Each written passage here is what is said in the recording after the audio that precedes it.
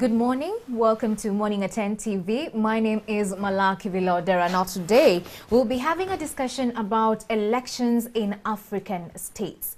Just the other day, Zimbabwe went to the polls and we saw the winner come out to be ZANU-PF's candidate, Mr. Emmerson Mnangagwa, who won the vote by 50.8%. And that was a tight race because the opposition leader, Nelson Chamisa came second.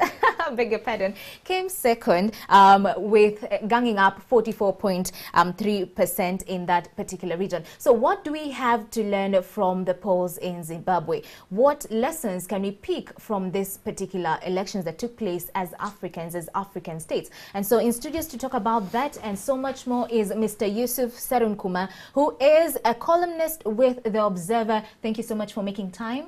Welcome. Thank you so much. We saw Zimbabwe go to the polls, and so after that it was quite a heightened period for them, and still Zimbabwe is in a situation whereby there's a lot of tension because we saw bloodshed, we saw the police shoot a few people lost their lives.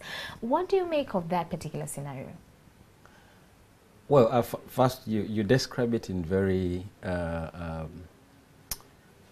it's sort of exaggerated terms. It's not as bad as you describe it. It's calm in a way that, I mean, the 6 people, 7 that were killed was in the course of the election. Right. And after the election, like the biggest player in the region, South Africa, congratulated Mnangagwa for winning the election. The opposition leader, Pastor Nelson Chamisa, fails to make the argument for malpractice in the election. He was asked by the media to prove that, actually, to show, the stuff that happened here as well, to show that there were gross rigging of the election. He couldn't prove that. He couldn't show the media, but he said he'll show his evidence in court. So, there've been calls for protest. He declared a day of mourning. I don't know how that is going to go. Either it's this week. Plenty of stuff is happening, but it's not as tense as you describe it. I think it's getting back to normal. The United States has not congratulated Mnangagwa as yet, but most of the players in the region are sending him congrats. That means the situation is coming back to normal. But also, as happens across the continent, every time after elections, we often have a bit of emotions bubbling up. It doesn't come to nothing. That looks like it's the way we do things. So you feel they will, move on so fast? You don't feel like they lost, actually about 10 people that lost their lives, that particular scenario, you don't feel that it will have an effect on, the citizens, especially in Harare, where we saw this happening. Do you feel that the citizens there will just, forget so fast and move on to the day-to-day lives? Don't you think it will have an effect somewhat for some time until something is done by government? There are 2 ways to respond to that. First is elsewhere more people die in the aftermath of elections. More people die, more people are arrested in the aftermath of elections. But we've seen that people forget and move on. I think more people died in Kenya in the aftermath of the election. More people died here. Right. Even in a local election, the one that happened in Bujiri, a person died. Right. And more people were jailed right after in the course of the election. And after the election, people were in jail. But we tend to move on. The other way of responding to that is to think about what was this election about. We tend to think that elections in Africa are about the Africans who participate in the election. But no. This election was about the legitimacy of Mnangagwa, and he has gotten that. By whatever margin, he has that. And the search for legitimacy is not for his people, but for the world outside Zimbabwe. All right. So if you take those 2 lenses, you appreciate that the election stuff is going to get normal pretty quickly because finally Mnangagwa is going to get funding. He's going to get debt. He's going to get grants. He's going to get aid. Right. Because he has now the mandate of the people. The election is often about, you get the mandate of the people, we give you money. Right. So he has that. He has the mandate. And as Raila Odinga said one time, elections are not about good governance anymore. They're about stability. So if the West sees stability in an African country after election, that's good enough for them. Yeah. So stuff gets normal pretty quickly. and then they move on. Do you think it will be an easy sale for Mnangagwa now that the EU observers actually came out to say that Mnangagwa won at a scenario whereby there was no equal playing field between him and his close, opponent, Mr. Nelson Chamisa? Do you think it will be an easy sale for him to just, of course, people, like you're saying, will move on after a few days, but for him now getting confidence from the international, players, will it be an easy sale for him now that EU's observers have actually come to say that you won because there was no equal playing field between you and your opponent? Do you think that will have an effect? You realize that the AU actually endorsed the election. The Yes. EU actually endorsed the election. The AU endorsed the election. By saying that you won. That is an endorsement. It's an endorsement. All right. But they say, they added a little bit of semantic, structure. They say, the playing field was not level. Yeah. That's just to say it's okay. As it happens elsewhere. By the way, what is this thing called the level playing field? It's a facade. Is it? Wherever you have an incumbent, the playing field is not level. All right? So when they come out to say that, of course, they're stating the obvious. If they had said this election wasn't free and fair, if they said that, they've said a bit of that, but not very, they're not very forceful in saying that. They, by the way, also to say it wasn't free and fair when the guy won by 50.8. Yeah. It's difficult to say that because, Yeah. the opposition had a fair run at the thing. They would have actually won it if maybe they had done more than they did. So there's no way you can say the playing field was not level, it wasn't free and fair. I mean, he almost lost. All right, how did they manage to get the 44% if it wasn't level? So it's not going to be easy, but the stuff that I said. What was this election about? Not the Zimbabweans, Yeah. if you ask me. Yeah. It's about this government being, and if you read today's Monitor, quickly Mnangagwa said Zimbabwe is open for business, and I think that's more important than anything else. Right, right. Yeah. There's that to it. You actually mentioned that there are advantages for the incumbencies, like incumbencies always enjoy some benefits with it when they go to the polls. Part of it, you said that they enjoy access to state resources. Over and above that, what are these other advantages that they have over the opposition? Well, I mean, there's much more, especially in Africa. Mostly in sub-Saharan Africa,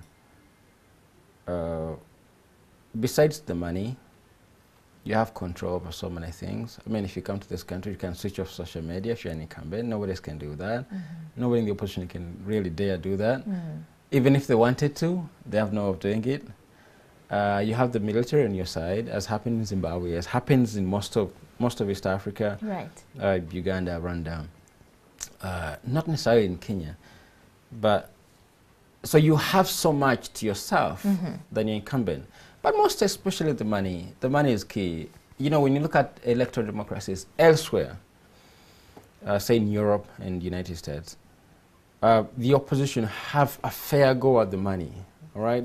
They can marshal as much money as they can. Right. And they can actually even have more money than the people in office, because they have a different set of history to see their electoral processes. Here, I mean, being in government means you have access to money. Right. And money is very key in winning an election. So if you have so much money, I mean, we've said, I don't know if we have evidence to this, I don't know if the journalists have done this investigation, that Amama Mbabazi's money was denied access into the country. All right? All his banks, his bank accounts, starting the closure of his bank, freezing of his accounts, denial of opportunity for his money to come into the country from his well-wishers and friends. Money is central to that. So one of the key things that opposition people, key challenges is access to resources, and that means money. Because elections in Africa, not just in Africa, but in so many places, money is very central. Money is very central. Very central. Yeah. And should it boil down to the coin? Is it about, and when you speak about money being very central, most of the times, especially in Africa, we see this money used to, bribe voters to buy voters. But over and above that, do you think we'll get to a point whereby the elections in Africa actually, take that particular shift where the electorate get to a point whereby they know, fine, I will be bought off, I will get this money from X candidate, but I won't go and vote them in at the end of the day. If I go to the polls, I will choose wait. contrary. It's not about it's not about buying voters. No, it's not about buying voters. In fact, the money that goes into buying voters, I think, is the smallest. Oh, okay. The most amount of money goes into just the politics of running an election. It's a very expensive thing. You know, you guys sell your airtime here. It's not free. You have to buy it. Yeah. I mean, the networks have to be operational. Those networks need money because people are going to get off their jobs. When you talk have about to give them networks, a salary. Yeah. Let me mean structures, not networks of patronage, but structures that run an election are really expensive to manage. People get off their jobs. They take full-time jobs, say for 2 or 3 months, just being involved in the day-to-day running of a campaign. Okay. That is very expensive. Never thought why opposition candidates don't have like oppositions don't have candidates in every single constituency or in every single seat where somebody is needed. It's because they don't have resources. Resources are very central, not just buying voters. I can tell you that's a very, very small percentage. Running ads, not just fueling the cars, but billboards, printing posters. You're running this network of election election agents, training them, making sure that things are available for these people. It costs a lot of money. Like if you're going to reach every nook and cranny of any country, you have to have a huge amount of money. Yeah. Because you're going to be buying fuel. You're going to be giving these people allowances. You're going to give them salaries if they take on jobs. All right? Yeah. It costs a lot than just bribing them. Bribing them, if you ask me, is small. It's small, huh? Yeah. Okay. All right. But also, that's not to downplay it. It's really key, all right? Because, you know, you're moving alliances and you make promises, and sometimes you have to deliver on this promise. Because, you know, in this country, for example, we're very overwhelmed by people wanting to say you have to buy them soap and sugar and say beer if they're drunkards. Oh, did I say drunkards? If they drink. Yes. We tend to think that that costs most amount of money, but not really. Many I think that going to an election costs so much money. Okay. Yeah. All right. Okay. In the case of Zimbabwe, and I think this is something that maybe you can shed some light on and what we have to learn, especially as African states. In the case of Zimbabwe, we had like 23 candidates, you know, coming out, presidential candidates coming out for these particular polls. It was in the ballot papers and stuff like that. But we saw Chamisa, you know, coming out to try and rally opposition, you know, strongholds to just come out and rally behind one party, like the unity of the opposition, so they can be able to unseat the incumbents, ZANU PF's Mnangagwa. So in your view, because in this particular scenario, we saw Chamisa making efforts to try and unite the opposition, but it didn't bear fruit because we had Joyce come out and she refused to join in the party. We had Thokozani who refused to actually, you know, back up Chamisa. Do you think that particular disunity in the part of opposition actually played a major role with them losing these particular polls? Well, the answer is both ways. Okay. Firstly, that this fellow managed to get 44 in some points shows that the people believed him more than they believed those he was thinking about joining him. He was asking to join him. The people believed him. 44% is really huge. It is. It's a lot. It means he was, to a certain percentage, a big percentage, successful in convincing the electorate that we need a united front. You could say he was successful. The other way of thinking about it is that if all those fellows had joined him and put up a very strong united front, even those who voted for Mnangagwa would have thought about going with the wind. Yeah. All right? Yeah. So, you know, it's two-way. It's that he lost, and there's no denying, you can't deny that. He lost a bit of oomph when the other people didn't come to join. Because, you know, even if they don't mean so much, but by being together, they would have galvanized the opposition to make it look like a very legitimate and credible force. Right. All right? So he missed that. Now, going in, and you need to credit him for his charisma and his ability to speak and rally people, that notwithstanding, he manages to get 44.3%. That is really huge. So, you know, those two ways of thinking about it are very key. But still, speaking about united fronts in opposing incumbents, there are lessons to learn for a country like Uganda that if you successfully put up a united front, there's so much to benefit from that. But also, the other thing that really bothers opposition movements is the ego. It's me. It has to be me. It has to be me. We suffered. You guys suffered this thing in this country when the opposition failed to come together in the previous election. Highly unlikely they'll get together in the forthcoming election. Highly unlikely. Extremely unlikely they'll get together. Something happened. So, you know, even if when you have weak candidates, that if they're singular, they're weak, if they bring their weight together, because by being a candidate means you have a huge following. If they came together and put up a net front, there's no way you can underestimate their power, because they would have, there's this wind, this air that they'll marshal, saying we are together. Everybody will see them as a legitimate force. And they could make a coherent, cohesive argument against the incumbent. All right, okay. Let me ask you, what is the role of the army in African states when it comes to electoral process? And my director will just play this for me. We saw the army come out very strongly in Zimbabwe, and I think they are the people who escalated that particular situation, the tension and people being beaten up and a few losing their lives. What is the ultimate role of the army, of the security forces in an election in whatever state? Okay.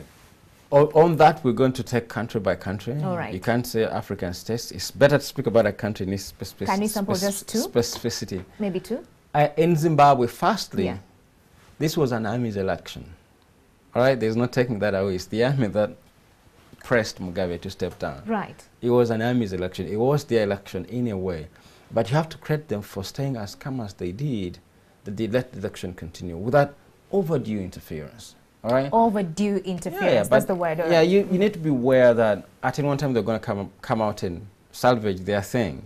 You know, we we have a thing in many African states that it's my thing, it's my thing, it's my thing, it's theirs. So at any one time you'd expect them to come out and perhaps salvage their thing from if it were going away. But you also need to really credit them. They would have taken, say, if they were to get involved so much, it would have been maybe a landslide like we see in many East African states. It would have been a landslide. But credit them for not coming out so much. Now, elsewhere away from Zimbabwe, the cases are different. I don't know which country you can think about, but you know, we've seen it, like when the so-called Arab Spring. We saw militaries not getting involved at all. If they ever did, they tended to, after some point sided with like the groove, the wind. Yeah.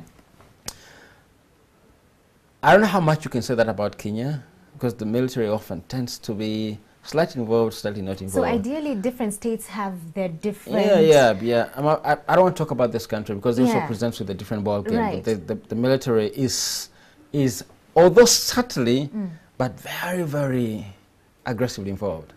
There's a bit of subtlety to the involvement. They are sort of not there, but extremely there. Yes, all right? yes. And especially, the problem especially is that, you know, in the countryside where like governments win by landslide, incumbents tend to focus there. Like, you know, I've been wondering why. I was looking at the graphic that the Independent of the UK did on the Zimbabwe election. Most of the countryside is like green. Yes. Like super, super green. Yes.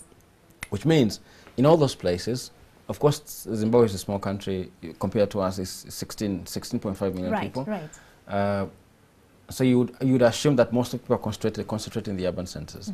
So in the countryside, where the opposition, where the incumbent won by huge margins, yes, a few people live there, all right? But if the military is to play a key role, they will become part of the movement and work in the countryside, where there's little media presence. When they come down, they often on the lookout, but they never come out so openly to. Maybe in this country it's different. Like I said, let me go back to this. I said we need to take country by country, yes, because every country presents with its own dynamics. Right. If we focus on Zimbabwe, I'd give credit to the military. It didn't get overtly involved. Okay. And this country will have a different convention altogether. Wow. Yeah. Wow, wow. Thank you so much for shedding light into that. I wish we had more time to just, unleash and uncover everything when it comes to the political space. But we sure we'll have you back in studios when we have that election wave. We also are in an election wave as Uganda. We have, the Arua municipality election coming through. So I hope in case we have candidates watching, they've learned a thing or two from your conversation. Arua also presents Yes. the stuff we talk about. How do oppositions, how ably and how are they able to mobilize and come together and present a united front? Yeah. The day the oppositions learn to swallow their egos and take compromises with like everybody else involved, maybe they stand a chance of taking power from whoever they'll be standing against. Okay, all right. Thank you so much for coming in studios. Welcome, that has been the discussion on Solution segment, learning from the polls that took place in Zimbabwe. Thank you so much for being part of this discussion. My name is Malaki Vilaodera. Up next is Take Notes, so stay tuned.